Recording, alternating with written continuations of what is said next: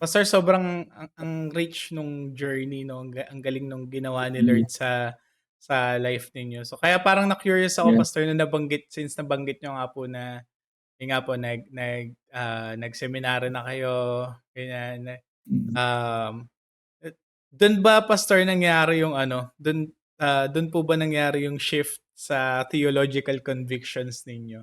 Balik niyo nga po ako dun Ah, Pastor, kasi, naba ah, ay yung part na kung saan, kasi ano nung naggo-grow ako sa aking spiritual life, napalin ako sa Reform or Calvinism na theology. yes po.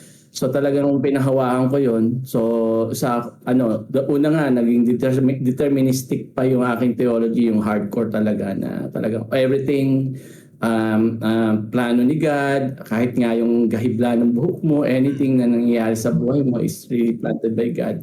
So pati yung meron din akong thinking na lahat actually saved na. So all you have to do is yung hanapin mo na lang sila. Kaya yung evangelism ko noon is evangelism na hindi para sa lahat eh.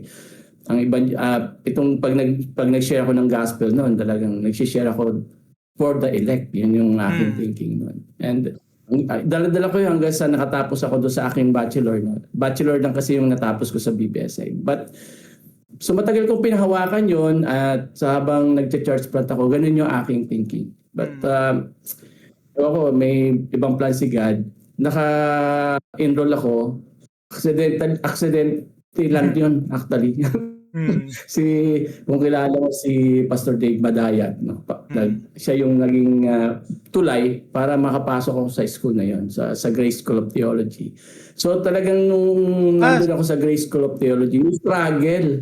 No, may struggle ah, kasi ano pala yung school na napasok ko, hindi ko alam na reform. Kala ko reform. hmm.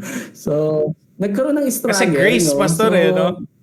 Oh, yeah, Kasi free grace, grace, grace. Siyempre, grace. tayo, siyempre, pag Ah, ganun, pag anything grace, reform yan para sa akin. ah. Ganon. Pastor nung Eh, ang ano sige. po pala, a akala ko yun na yung ano,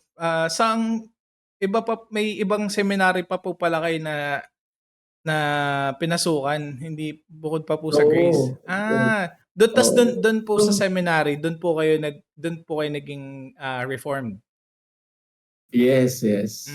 But Hindi, yung sa BPSI, doon sa una ko seminary, reform na ako bago ako pumasok. bago po kayo So, pumasok? kasi yung BBSNI, di naman siya reform eh. Hmm, It's a fundamental Baptist na seminary. hmm, So, although is a fundamental siya, open naman siya kahit hmm, anong ano mo, belief mo, di ba? Anong view mo. And of course, siyempre, abide ka sa view nila. Fundamental yon so Baptist. So kung ano man yung tinuturo nila, tanggap mo lang. Pero siyempre, ikaw naman na talagang alam mo, no, yun yung pinanghawakan mong view. So hindi ka naman agad natinag. So ayun yung nangyari sa akin. So yeah. graduate din ako sa school na yun na pumasok akong reform na Calvinist, graduate din ako na reform at Reformed ka. Calvinist. Pastor, gusto ko lang pong balikan muna. Interested po ako kasi, um, correct me if I'm wrong Pastor, kasi wala namang ano, parang wala namang naging Christian na automatically ay reformed na agad. Alam mo 'yun? Exactly. Kasi Exactly. siyempre ano, parang dun pa rin magme-make pa rin talaga tayo ng decision to receive Christ, 'yun Mm, kagaya nga po na nabanggit niyo kanina. yeah. Pero gusto ko pong balikan 'yun Pastor, yung time na 'di ba naging Christian po kayo. Paano niyo po unang na-embrace yung Reformed theology? Parang ano yung nag-attract sa Ayun. inyo sa Reformed theology? Maganda yan. Maganda yan. Actually, nung ina-analyze ko rin, ba't ba ako napunta sa reform? Hmm. Paborito ko kasi si John Mack. Johnny Si John Map. Mack, yeah, di ba? So, Grace to You ako. Yan, mahilig ako although pinapakinggan ko rin si Chuck Swindoll, no? Paborito rin si Chuck Swindoll, sila Pastor Bruce Conde. Pero strong na naka-influence pala sa akin talaga is yung Grace to You. Hmm, So pinapakinggan ko yan, so yung mga teaching niya. And at that time na na-influencehan ako. And then nagsaliksik na ako. Tapos pagdating dun sa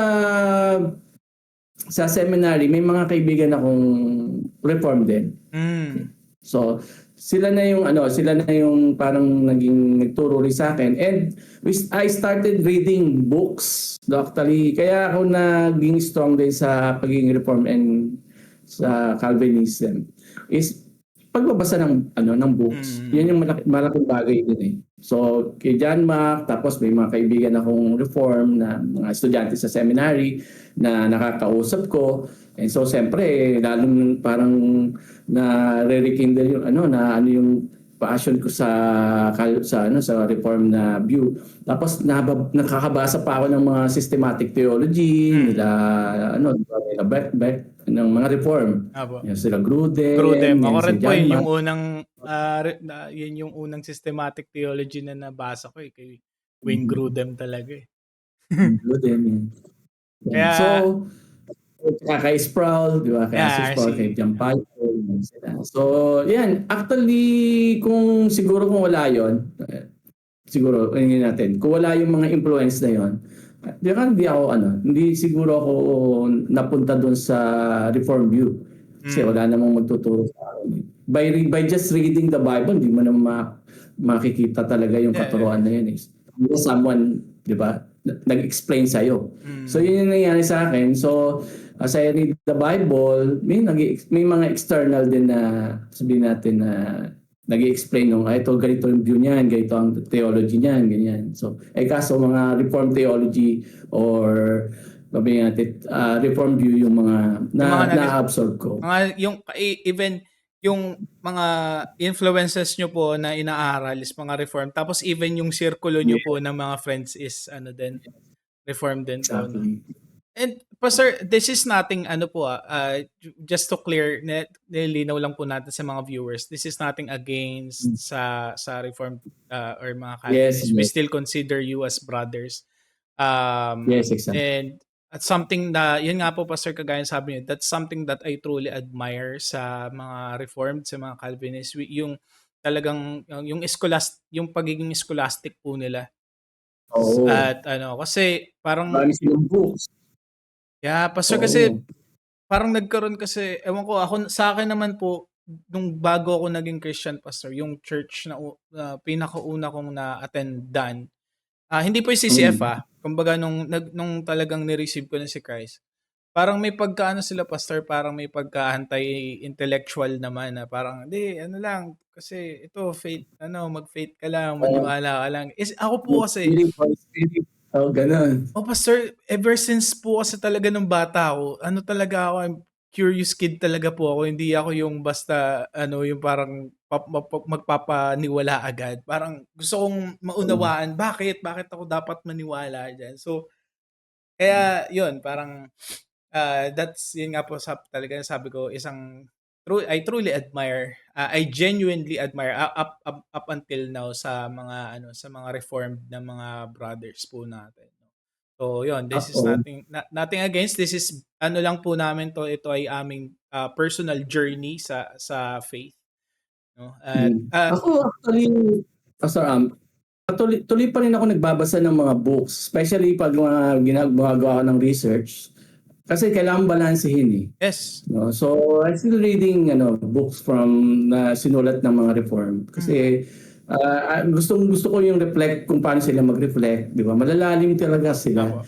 Yun nga lang talagang ewan ko way yung na-experience ko nga sa grade school na iba naman kasi more on parang philosophical ang dating sa akin ng reform book, yung mga nababasa ko. Pero pagdating kasi sa grace, dito ako na-expose sa sabihin natin sa methodology ng exegesis. Talagang sa grade school, talagang hindi nila okay, good yung secondary sources kasi secondary sources yung mga yan yung mga books, mga ganyan. Pero yung translate ng mga pastor na Reform. Pero yung ikaw mismo yung makakadiscover through yung pagbabasa ng Bible and using the sabihin natin yung skills lalo ng hermeneutics, di ba? Yun yung doon ako na-expose naman.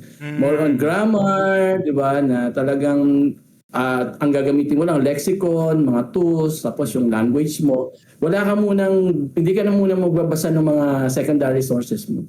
And doon ako na-expose At doon ako na-realize na may mga view ako na pag inaral mo pala using nag-exedit ka na, lulutang talaga yung totoo eh. Lulutang siya. Na doon ako nagsimula na sabihin natin na mapaisip din.